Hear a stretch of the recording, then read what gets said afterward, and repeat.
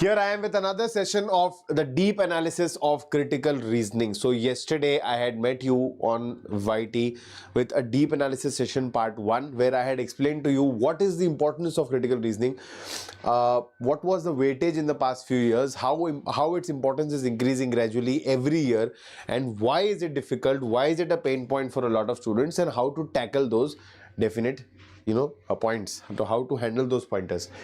Today's session is focused mainly on the practice, right? So let's start without wasting any single moment here. We'll just start with the practice. Just give me one moment while I set things up for you.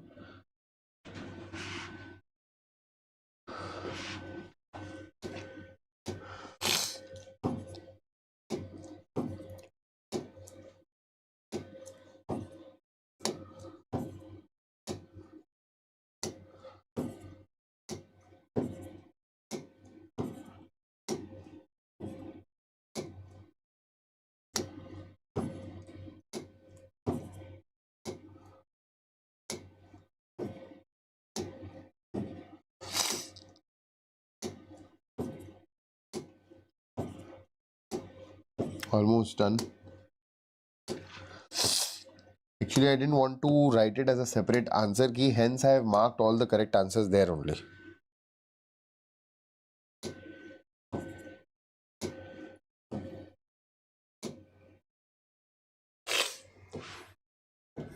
Alright, so we'll start with the session.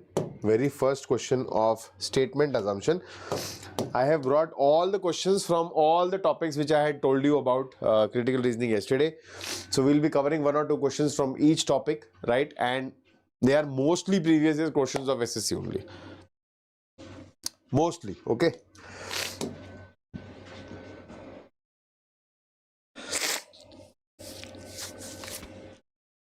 Now see, in this session, you will be able to understand. So watch it till the end with me. You will be able to understand how you need to think when a particular statement is given to you. What all you need to, how you need to go in that zone. So currently we are focused on assumptions. Now I'll repeat once again, whenever you read the term, the keyword assumptions, please do not misunderstand this with your own assumptions. Nobody is concerned about what you can assume from the statement, because every student can have different sets of assumptions. They are primarily talking about author's assumption, that while writing the statement, what the author has assumed. Okay. Now, the victims of the imbalance of the industrial development are the large number of literate and illiterate people who are economically weak. Right? The victims of the imbalance of the industrial development are the large number of literate and illiterate people who are economically weak. If you look at the assumptions, industrial development in India has taken place mainly on political considerations. Is the author trying to even hint on or think about political considerations? No. So this assumption is not implicit for sure. And the other one says the tribals invariably get adversely affected by industrial development. Now I'll tell you what happens is most of the students assume this to be true, because you inherently think that tribals, okay, they're talking about tribals, so you have that image of tribals, okay, and then you think about illiterate people, economically weak people, so you automatically associate here. But it's not necessary that all people who belong to the category of tribals will be economically weak or illiterate, right? So this is a generalized assumption which is not true. This is where it's a trap, because this everybody will understand, they will cross it, but this is where a lot of you will end up thinking or assuming that this is probably right. So the answer is neither 1 nor 2 is implicit. That is the level of detail you need to go to, right? We are still restricted to the statement, we're not assuming anything extra, but this assumption is what the author is thinking about while writing this statement. What your task can be, that when you're reading this statement, though this statement is very small actually, when you're reading a passage, after reading a passage, just list what was the author's primary objective, what was the author's, what was the conclusion of this, what were the inference which could be drawn, what was the assumption, what was the premise of the passage. That will help you to understand and decipher these codes better. Next. Quickly share the session, guys. This is a very important one for all of you. Right, and also hit the like button and subscribe to the Oliveboard platform. We are churning out wonderful content for you day in and day out, so don't forget about that. Smoking causes cancer and peptic ulcer, an advertisement. Now, assumption-based questions can often be based on advertisements, notices, appeals, etc. And there is a different criteria how you deal with it. Okay. So, smoking causes cancer and peptic ulcer. This is the statement, the primary objective of the advertisement, and then it is mentioned that this is an advertisement. Now, let's solve the question, then I will talk about this. So, assumptions, advertisement may have a negative effect on people and they might stop smoking. You might feel that, okay, yeah, this is right because everything is mentioned. A lot of you have this habit of picking up the keyword may. So, you'll think that, okay, may and might is given. So, yeah, this is probably right. Okay. And people will not take care of the advertisement. This also you will say that, yeah, it's actually true. People don't pay attention to the advertisements, right? But think from the perspective of the author. Author means the person who has written this advertisement. Any person who writes an advertisement, a notice, an appeal, okay, or an order, that person assumes primarily that it is going to be read and it is going to be paid heed to. So this is not right. Okay. In reality, you will feel that, okay, if I look at an advertisement, I may not be affected by it. But this is not being assumed by the person who is making the advertisement. Can you imagine a person who is making an advertisement thinking that koi dekhega nahi, nobody is going to see? What's the point? Let me not make it in the first place then. So if the person is taking the effort to make the advertisement, the expectation, the assumption is that people are going to see. So this will become wrong. Only assumption 1 is implicit. That's the beauty of these questions. Each question which I have picked up, hand-picked questions they are not general, they are not straightforward questions. Every question will give you some twist, something different to think about. And every question will highlight a different type of trap for you. So that will make it more and more easy to understand in one session what exactly you need to do. Next. Again, a major retail store announced 30% reduction on all food items during the weekend. This is also like an advertisement. It's like an announcement which is being done. A major retail store announced 30% reduction on all food items during the weekend. Now, assumptions. People may still prefer buying food items from other stores. People may still prefer buying food items from the other stores.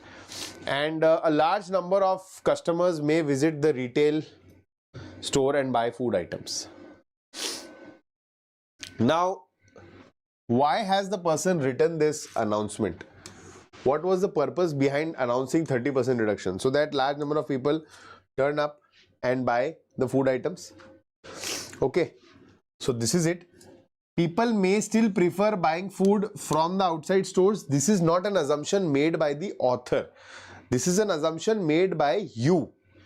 You will generalize and assume that, yeah, even if I announce a 30% discount, people may still prefer to buy from somewhere else, which is perfectly fine. Not a problem at all.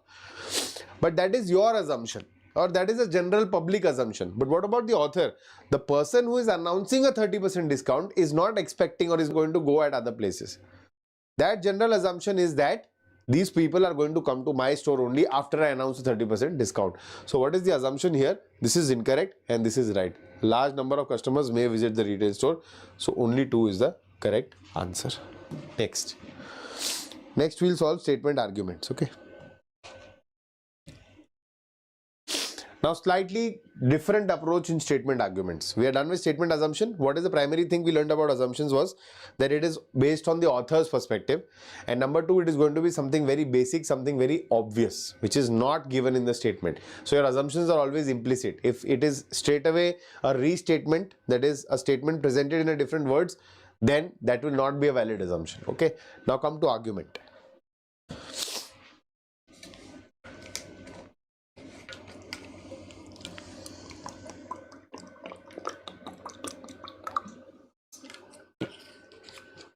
Under arguments, we'll see, should India ban Chinese products? This is a question. And there are 2 arguments which are being presented. Now, whenever you come across arguments, I had told you yesterday also and today also I am repeating, whenever you're talking about arguments, you should not be interested or invested in the correctness or aptness of an argument, whether what is morally right or wrong. That is none of your business. Your business is only to judge whether whatever argument is being presented is actually a strong one or a weak one. Will that argument win you a battle, a case in court or not? Whether it is right or wrong, whether it is morally correct, doable, undoable, that is not important. Okay, so you feel that, oh, this is right, but that is not important. Whether this argument is strong or not. Even if you are negating the statement, that's fine, perfectly fine. Even if you are going against the statement, perfectly fine. But do you have a valid point? Okay, that's the perspective. Argument says, yes, we should ban Chinese products because it will help in developing India's small and medium enterprises. Now, this is a good premise. Okay, it says that yes, banning Chinese products is actually going to help the Indian SAP industries to grow. Okay, so that's true. There's nothing wrong in it. This is fact-based analysis. So this is a strong argument. Okay. Second one says, no, trade relations might impact peace between the countries. Here, a lot of people feel that no, it's against our patriotism. You know, we should not entertain Chinese products. And it's the general norm going on that you should ban Chinese products, ban Chinese products, ban Chinese products. And that is why you'll feel that, okay, this is wrong. This argument is incorrect. You will feel that. But that's not right. What is this argument saying? That is what you need to check. Don't need to check the credibility of the argument. So you will say that it is saying no, okay. And then it is giving you a valid reason that trade relations might impact peace between the countries. That is true. That's a valid point. That's a good premise. So both the arguments are strong arguments. We are not concerned about the correctness of the argument. So there is no one correct answer here. Both of them are saying the good thing, the right thing. That is what needs to be chosen. Next. See, again, another interesting question here.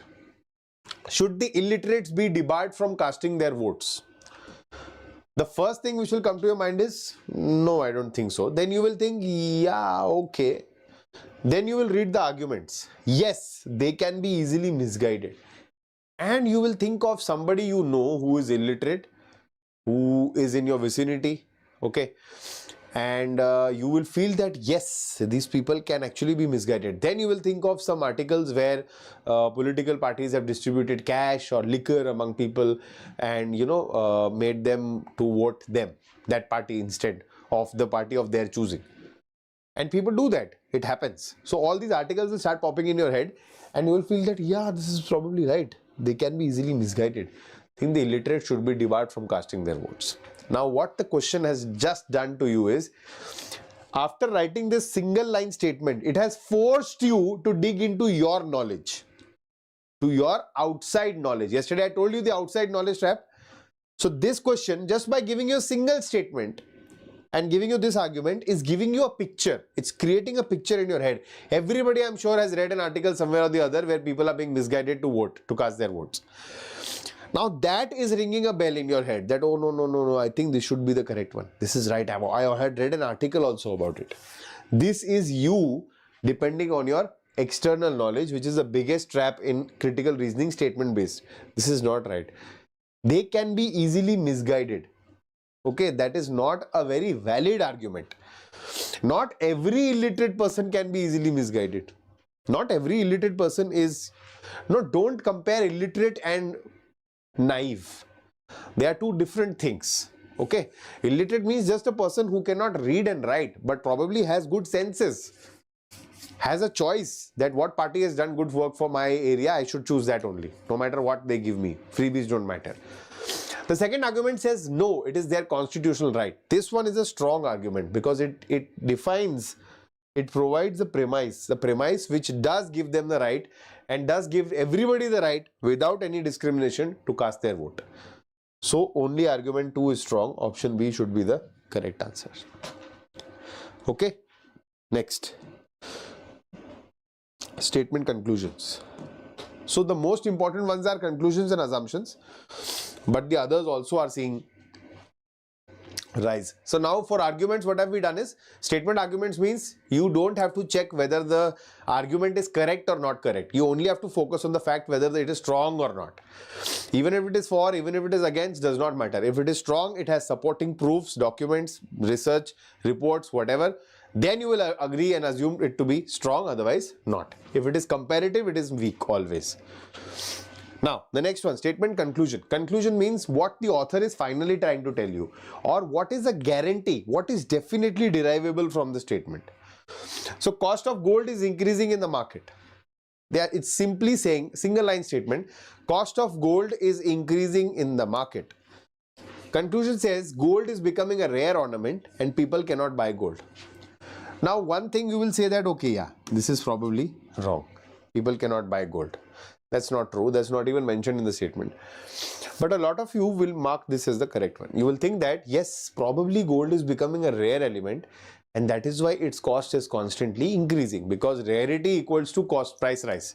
Everybody knows that. This much economics everybody understands. But that is a problem. Half-cooked knowledge. Okay. The statement is simply saying cost of gold is increasing in the market. Now, is it because of scarcity? Is it because of demand-supply gap? Is it because of any other forex, change, some trade change, value change? We don't know. If supposedly I have a commodity, I have a pen, and the cost of this pen is rising, will I say the pen has become rare? That might not be the sole reason, right?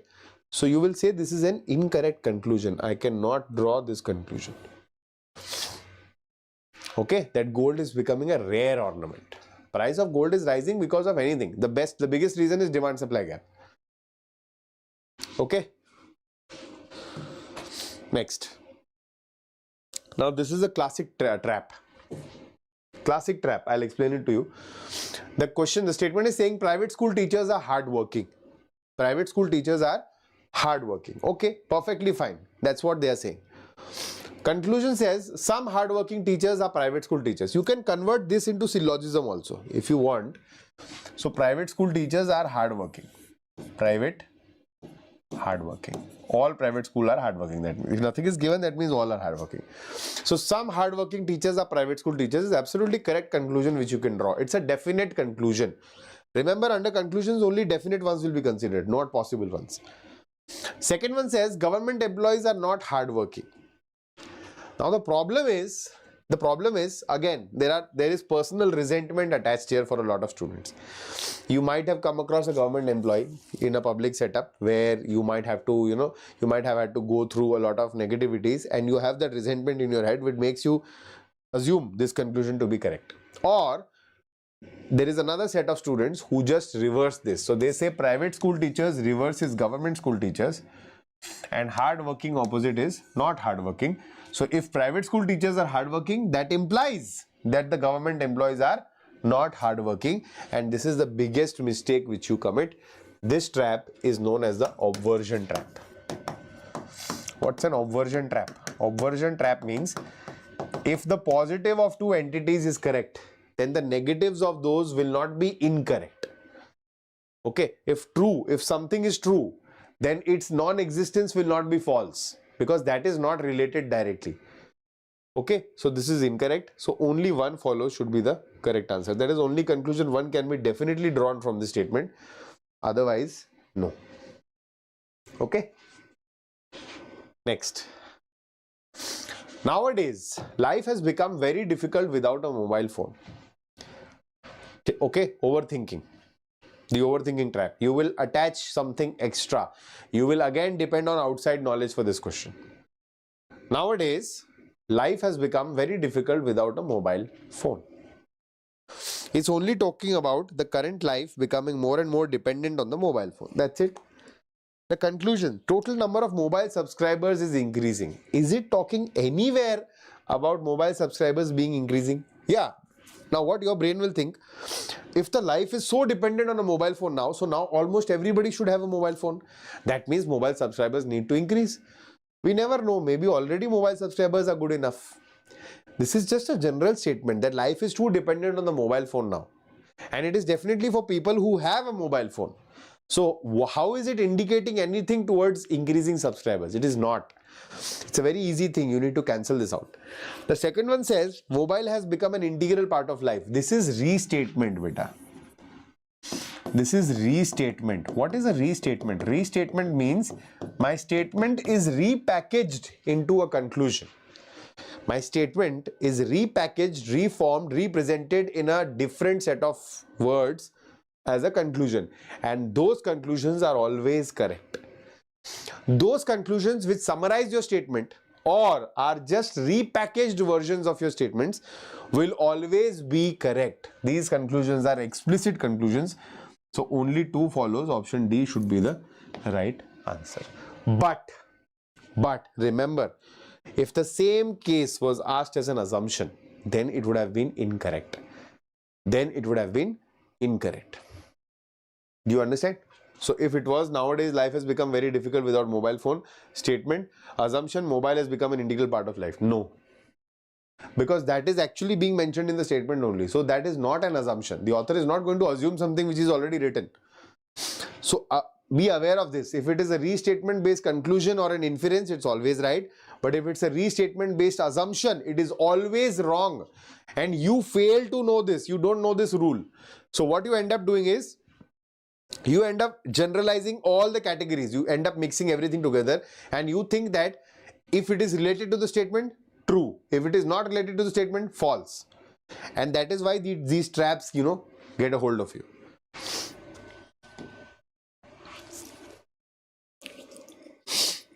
India's largest lender bank has announced that it will be allowing customers to exchange 2,000 rupee notes without a requisition slip for amounts up to 20,000. Okay? Conclusions. No one will be allowed to withdraw an amount of more than 20,000.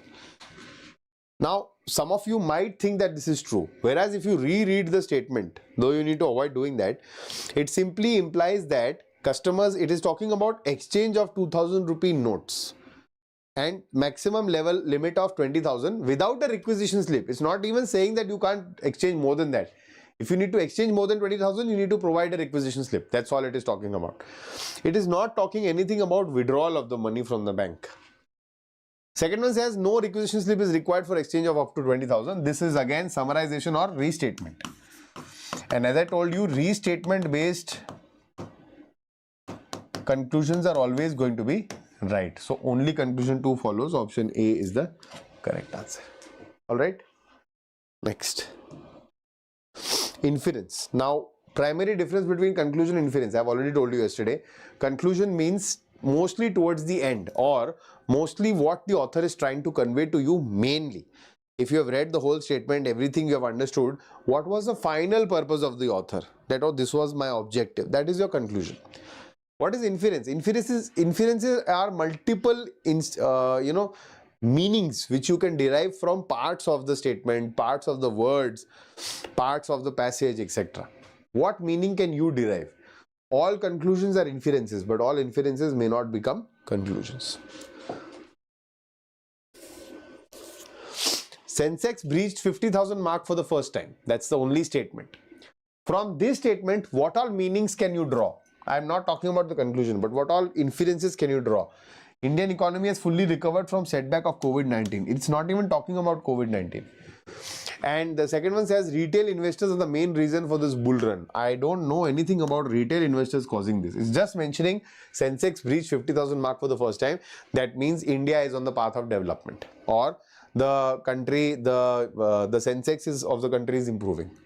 These are the inferences which you can draw from it. Simple, direct. Okay. So neither 1 nor 2. Option C should be the correct one here. Next.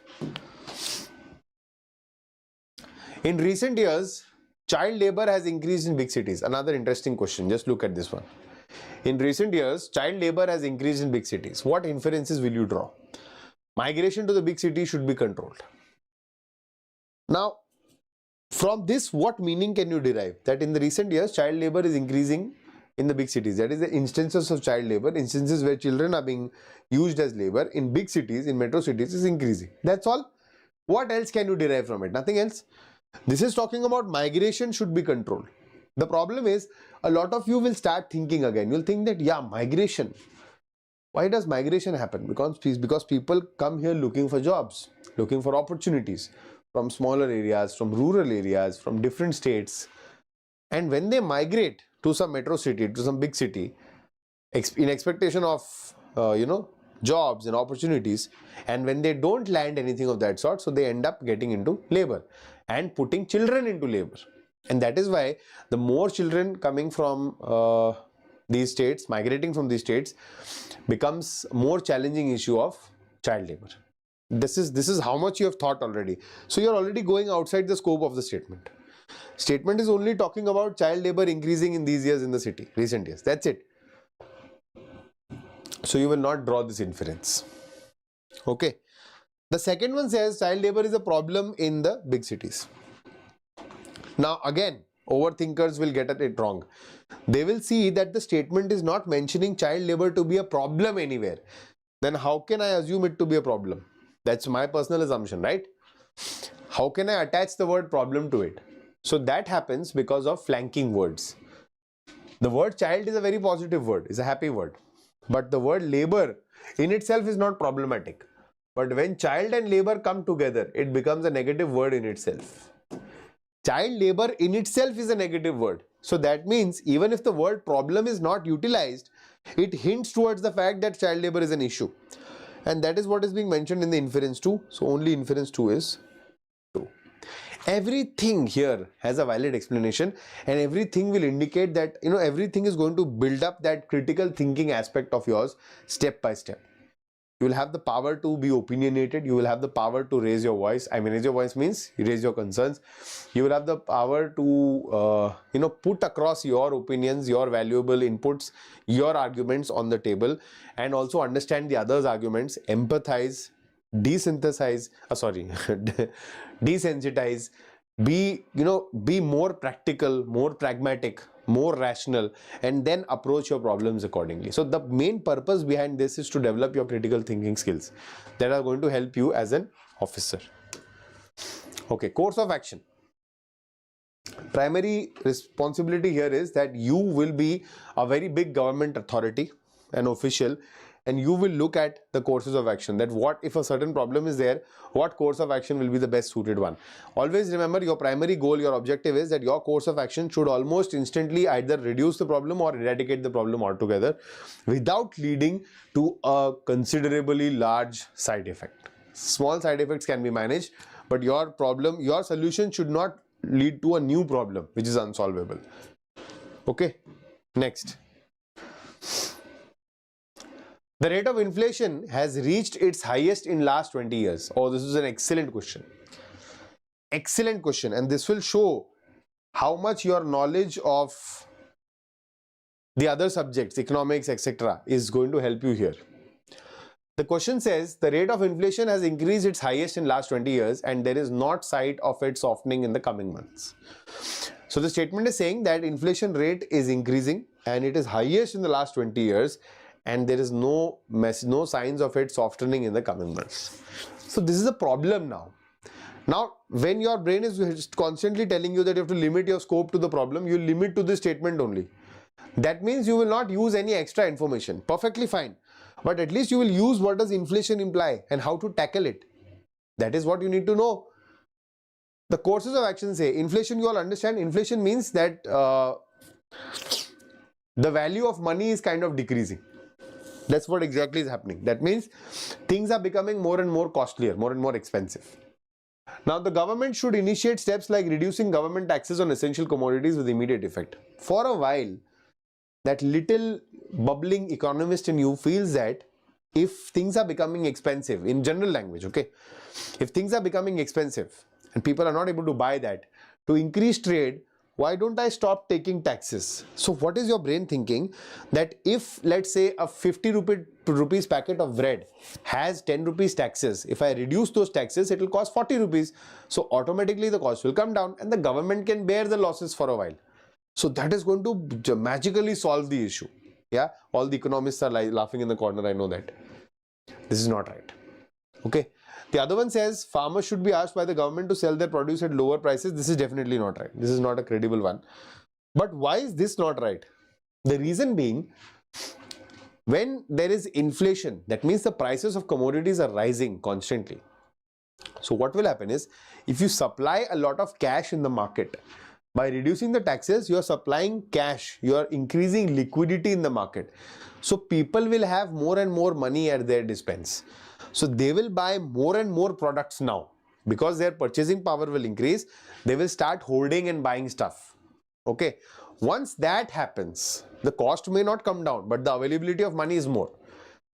Okay, sometimes, you know, buying a 1,000 rupee product seems to be very difficult when you have maybe 100 rupees in your pocket. But if you have 10,000 rupees now, so buying a 1,000 rupee product is going to be very easy for you. Suddenly the demands will rise, will skyrocket, and the supply will not be, you will not be able to maintain it. So the gap will increase and inflation will further increase because of this. I am talking to you in the simplest language possible. Simplest language possible. So if there is an inflation, you don't increase the cash flow in the market, you rather decrease it. Okay, so that is why, you know, they increase those loan rates, etc., so that you need to end up paying more EMIs, etc., everywhere, so that your cash in hand reduces, and then gradually things will ease down. It takes a lot of time though, but that's how it works. So neither one nor two follows should be the accurate answer here. This is one of the best questions I came across in critical reasoning, and these are actual questions. I have not made them up. So that's the level of understanding and importance you need to have in your head for these questions. Excellent questions of critical reasoning. Next. There is a shortage of water in Delhi during summers. Okay. Course of action. 1. There should be more water conservation projects initiated by the government of Delhi. Now here you will think that, okay, this is not immediately solving the problem. That is not important. I don't want the problem to be solved tomorrow. But I want a credible solution which is going to significantly reduce the problem in upcoming time. But it should not be, by immediate we mean that it should not be that the problem solving is taking 10 years in itself. Then that's a lost case. Unless there is no other solution. Here, if we start more water conservation projects, gradually going forward, okay, instantly maybe the water shortage may not be solved, but gradually the shortage issues will reduce. So this is a good course of action, valid course of action, and you have to think from a government officer's perspective, a top-notch, a top brass officer's perspective. Course of action 2 says the government should encourage rainwater harvesting in all new and existing residential complexes. This is also right. Rainwater harvesting in residential and shopping commercial complexes is only going to increase the water table, increase the availability of fresh water for all of us. So that is going to benefit. Both of them are going to benefit. So both course of actions follow. Option A is the correct answer. Okay. Now we'll come to the no statement based critical reasoning. All these questions were from statement based critical reasoning. Now we'll move on to no statement based. So up until now, your scope was restricted till what was written in the statement, and you were thinking everything from the author's perspective, right? But under these topics where statements are not given, I mean, there is nothing as a statement. There are sentences provided for you to solve the question, but we don't call them statements. Anything with the category with the label statement and logical reasoning implies that it is unquestionable. It's always right. Even if it is logically flawed, you will consider it to be right. And then you will solve your question accordingly. Now here, your scope, your horizon widens. That means you have to utilize, you have to put to use your outside knowledge in these questions also, up to an extent, not too much. And I'll show you some questions today which are going to, blow your mind away. And SSC has asked those questions in the past, so it's not a joke. Cause and effect.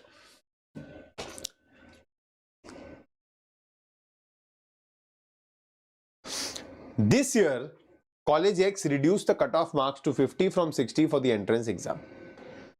Now what happens in cause and effect is there are two sentences given to you. You need to associate both of them in a cause-effect relationship. Cause-effect means one is the cause, and because of the presence of the one, that second one will be its effect. That because one happened, therefore two is going to happen. Or two happened because one happened. Right? So they are connected that ways.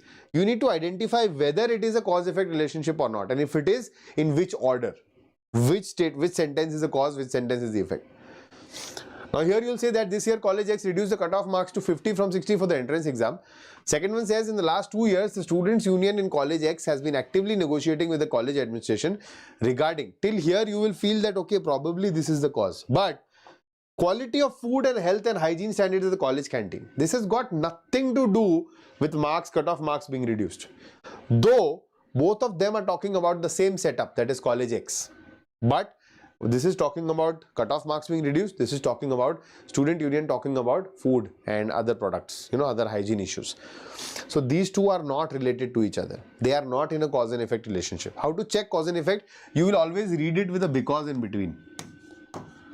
Put a because in between, and if it makes sense, let's say I'm reading sentence 1 because sentence 2. and this makes sense. So then whatever is coming after because, that is closer to the cause, will be the cause, and whatever is coming before the because, that is away from the cause, is the effect.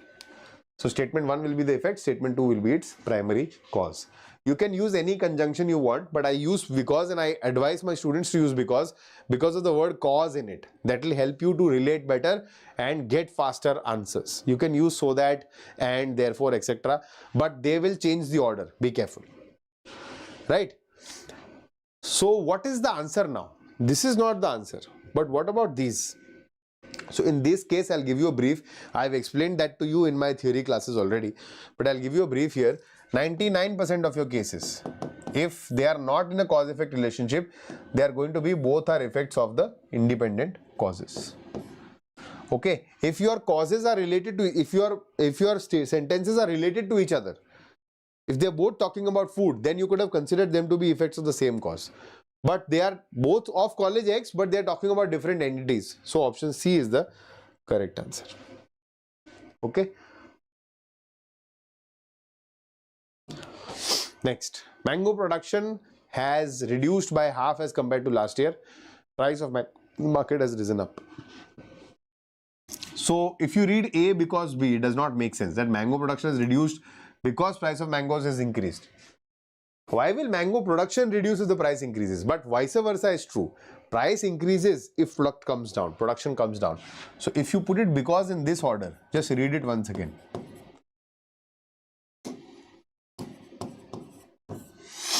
The price of mangoes in the market has risen up because mango production is reduced by half as compared to last year. Makes sense. So after because is your cause and before because is your effect. So A is the cause and B is the effect.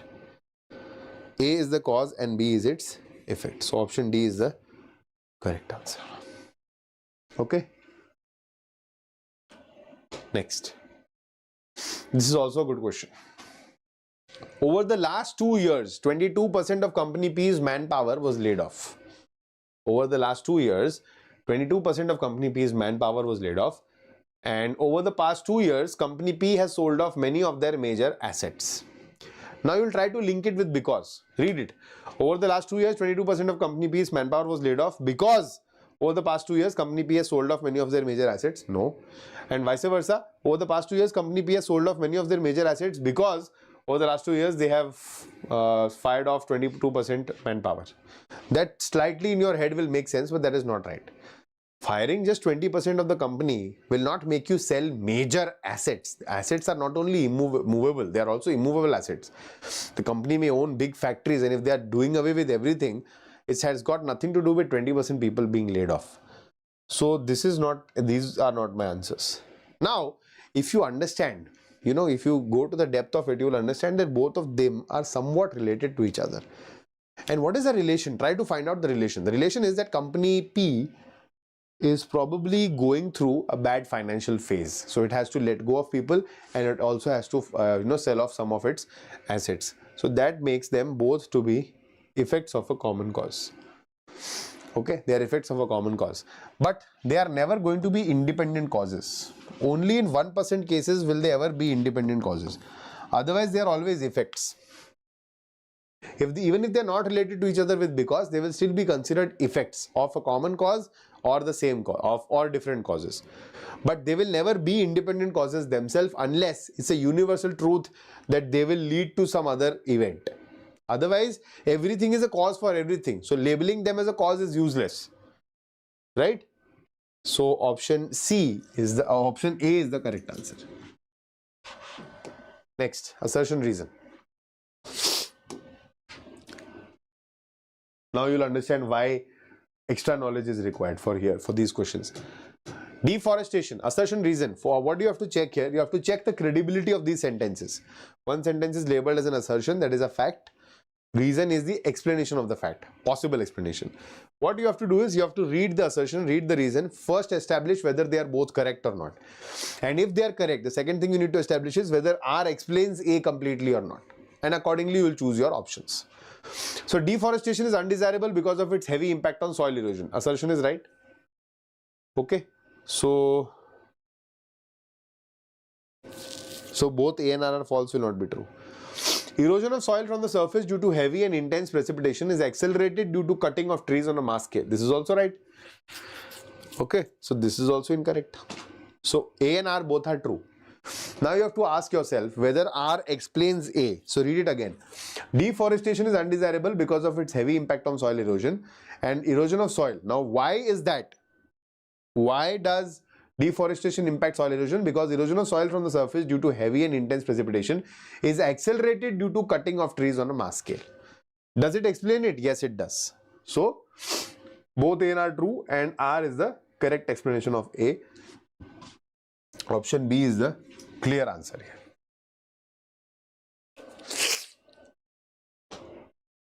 This is a very good question, an excellent question where extra knowledge is required. Now I'll solve this as a regular student who is first time coming across this question. Regular student. Leakage in gas cylinders can be detected. Yes sir, it can be detected sir. It's true sir. LPG has a very strong smell. Yes sir, in my house if sometimes the gas leaks, my mother immediately gets it, even I get it. It smells very bad.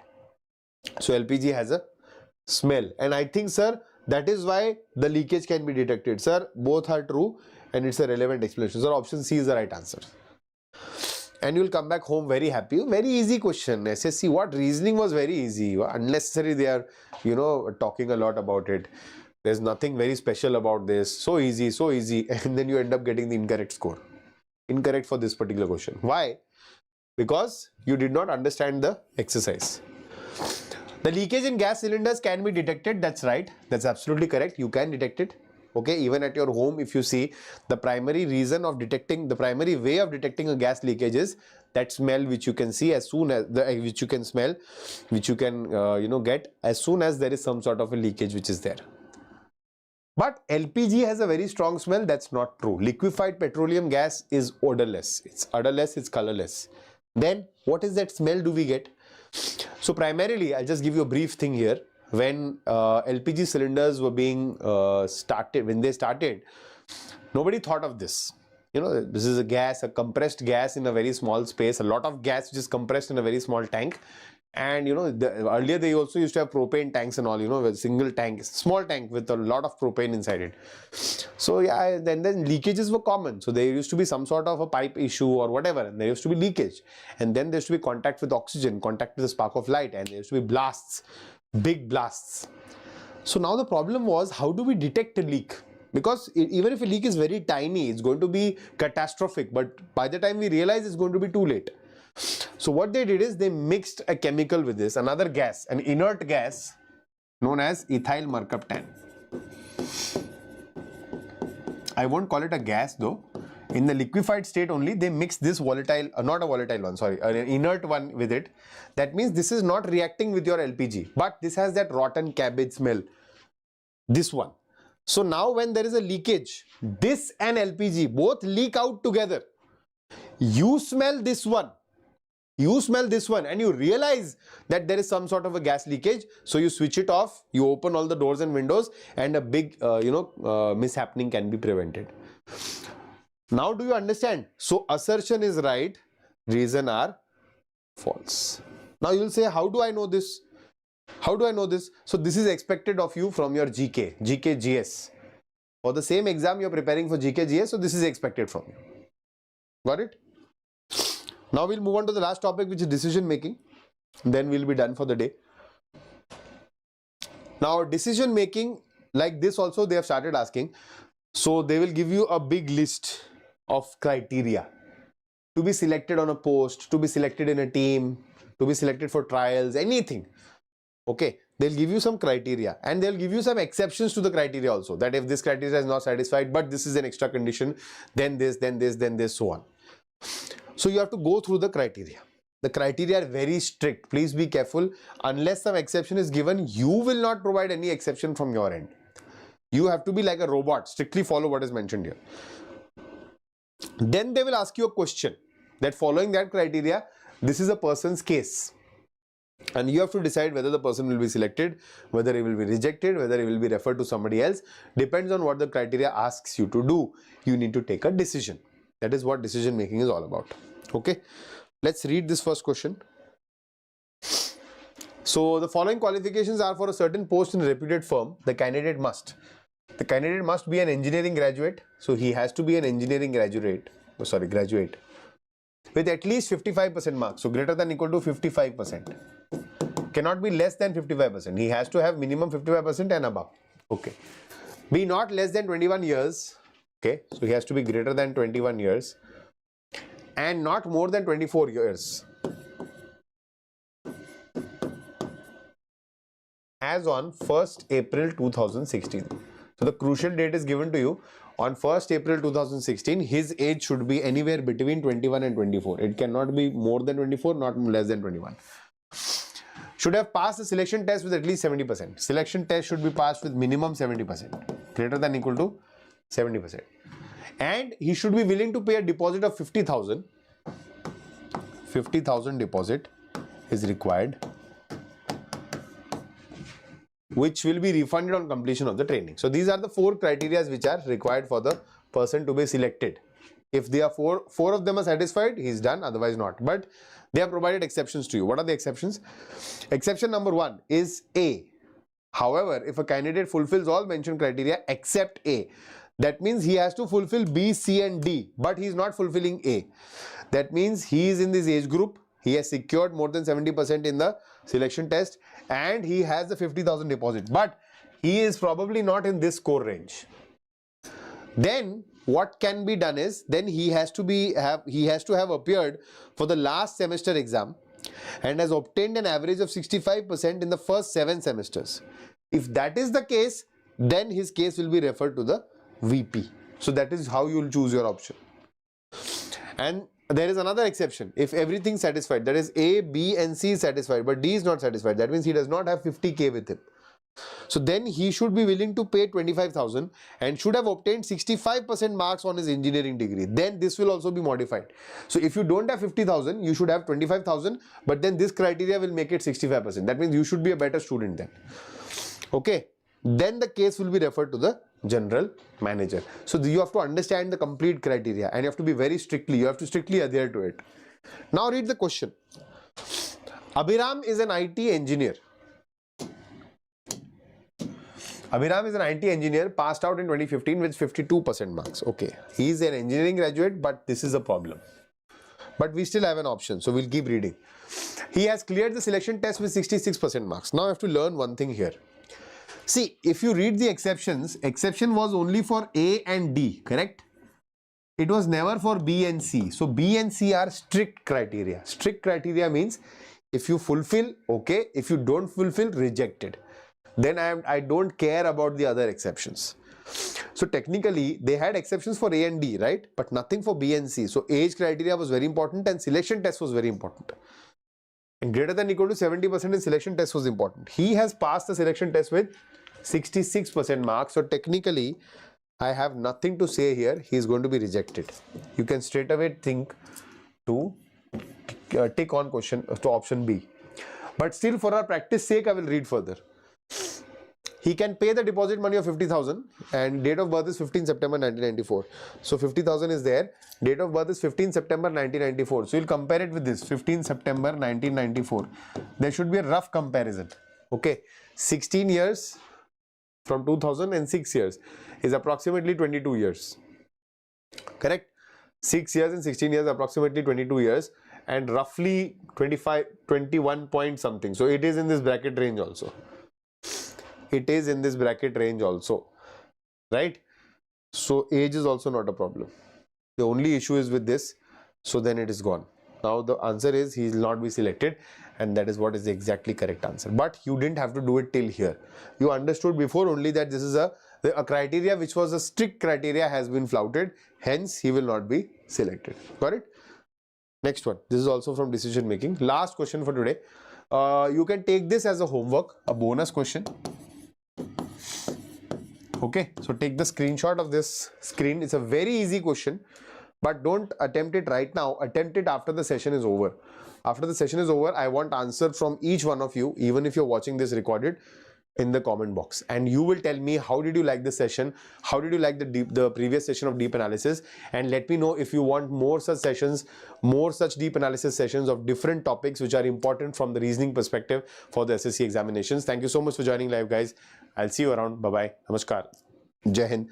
Don't forget to subscribe the Oliveboard platform. Bye.